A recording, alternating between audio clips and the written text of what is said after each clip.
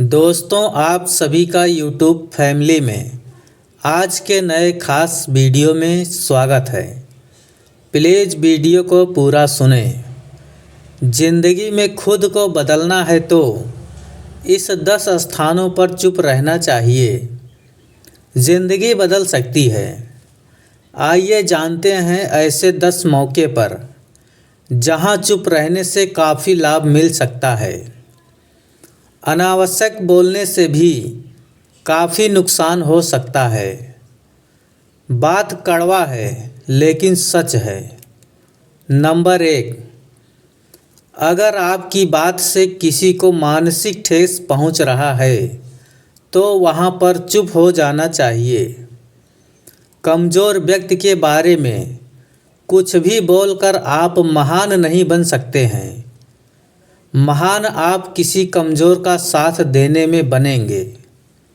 Number 2, जब कोई व्यक्ति आपकी भावना, दुख या परेशानी को बातों से नहीं समझ पा रहा है या फिर आपकी बातों को ध्यान से नहीं सुन रहा है तो ऐसे व्यक्ति के सामने चुप रहना ही ठीक है, क्योंकि ऐसे लोगों को आपकी भावना या दुख से कोई मतलब नहीं होता है।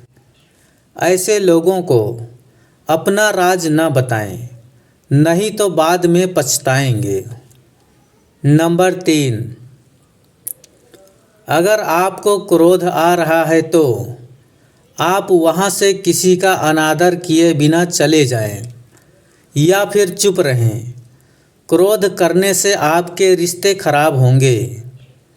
क्रोध करने से हमेशा क्रोध करने वाले व्यक्ति का ही बुरा होता है। नंबर 4, जब कोई आदमी आपके सामने किसी तीसरे आदमी की बुराई कर रहा हो तो तब तुम्हें चुप रहना सुनना चाहिए। वहाँ पर अपनी राय व्यक्त नहीं करना चाहिए, क्योंकि जो आदमी आज आपके सामने किसी तीसरे की बुराई कर रहा है वह आदमी कल किसी और के सामने आपकी बुराई भी कर सकता है। नंबर 5, यदि कोई इंसान अपने दुख या परेशानी को आपको बता रहा है तो इसका मतलब यह है कि आपको अपना समझ रहा है। ऐसे में तुरंत ही उसे समाधान बताने के बजाय चुप रहकर उसकी दुख को सुने, उसके दुख को किसी और को न बताएं। नंबर 6, जब कोई अपना या कोई सगा संबंधी आप पर क्रोध कर रहा हो, आपका अपमान कर रहा हो या अशब्द कह रहा हो तो आपको उस समय चुप रहना चाहिए, ताकि सामने वाले का गुस्सा पूरी तरह से बाहर निकल जाए।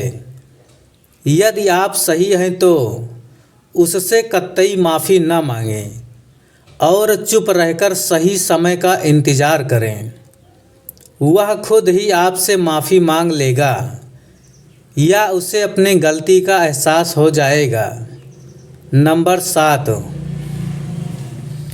अति का भला न बोलना, अति की भली न चुप, अति का भला न बरसना, अति की भली न धूप। इसका मतलब यह है कि ज़रूरत से ज़्यादा बोलना या चुप रहना दोनों ही अच्छी बात नहीं है।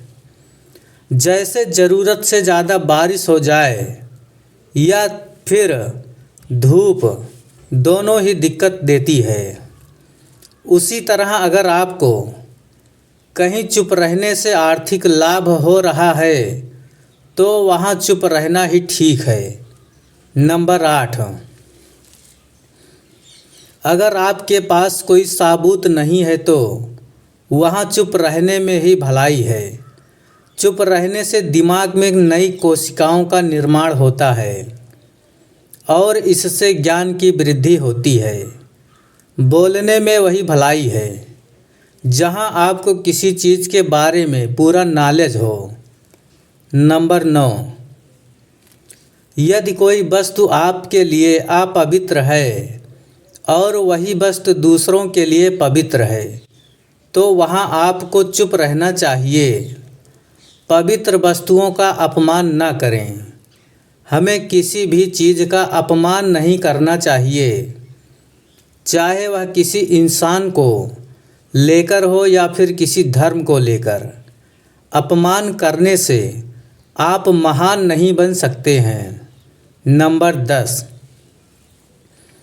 चुप रहना भी सम्मान देने की निशानी होती है। इससे न कोई छोटा होता है और न ही बड़ा। अगर आपका किसी बात से कोई संबंध ना हो तो वहाँ आपको चुप रहना चाहिए। बिना किसी वजह के दूसरे के मुद्दे पर बोलोगे तो आपके लिए अनिष्टकारी हो सकता है। इसमें केवल आपका ही नुकसान है। Thanks for watching video. बहुत बहुत धन्यवाद।